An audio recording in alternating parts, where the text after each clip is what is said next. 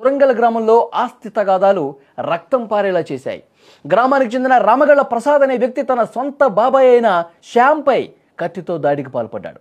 కేవలం 250 గజాల ఫ్లాట్ విషయంలో వచ్చినటువంటి వివాదం ఈ దారుణానికి దారితీసింది. ఆస్తి పంపకాల గురించి ఇద్దరి మధ్య చాలా కాలంగా ఘర్షణలు జరుగుతూనే ఉన్నాయి, గొడవలు జరుగుతూనే ఉన్నాయి. ప్రసాద్ ఆగ్రహంతో కత్తి తీసుకుని శ్యామ్ మీద దాడికి వెళ్ళాడు. దారుణంగా దాడి చేశాడు. శ్యామ్ వీపు మీద మెడపైన కత్తితో పొడవగా అడ్డుకునే క్రమంలో ఎడమ చేతిపై కూడా తీవ్రంగా దాడి చేశాడు.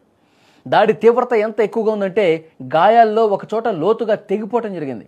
ఎడమ చేతి మణికట్టు వద్ద ఏకంగా తెగిపోయినంత తీవ్రంగా గాయం కావడం చూస్తే ఎంత దారుణంగా ఈ హత్య జరిగిందనేది కూడా అర్థమవుతుంది. దాన్ని గమనించిన వెంటనే అప్రమత్తమయ్యారు. తీవ్ర గాయాల పాలైనటువంటి శ్యామ్ను హుటాహుటిన భాస్కర్ హాస్పిటల్కి తరలించారు. శ్యామ్ చికిత్స పొందుతూ చనిపోయాడు. అతను అప్పుడు వెంటనే అక్కడ స్థానికుల విషయాన్ని గమనించి ఆసుపత్రికి తీసుకెళ్లారు. వీళ్ళు ఆసుపత్రికి తీసుకెళ్తుంటే అతనేమో పరారైపోయినటువంటి పరిస్థితి. పోలీసులు కేసు నమోదు చేసుకుని దర్యాప్తు చేస్తున్నారు. అతని కోసం గాలిస్తున్నటువంటి పరిస్థితి.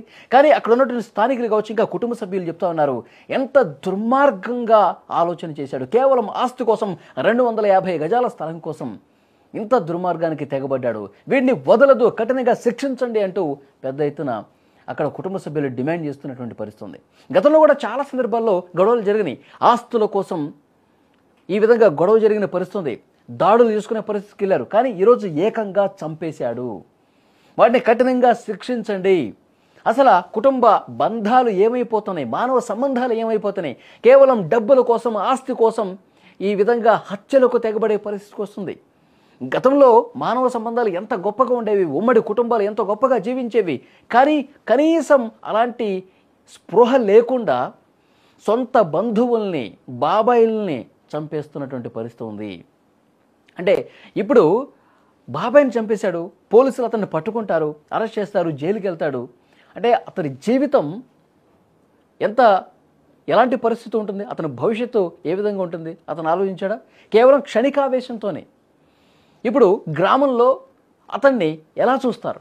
సొంత బాబాయిని చంపిన దుర్మార్గుడు అని చూడరా? డబ్బుల కోసం, ఆస్తి కోసం ఈ మధ్యకాలంలో ఇలాంటి దుర్మార్గాలు చాలా జరుగుతున్నాయండి.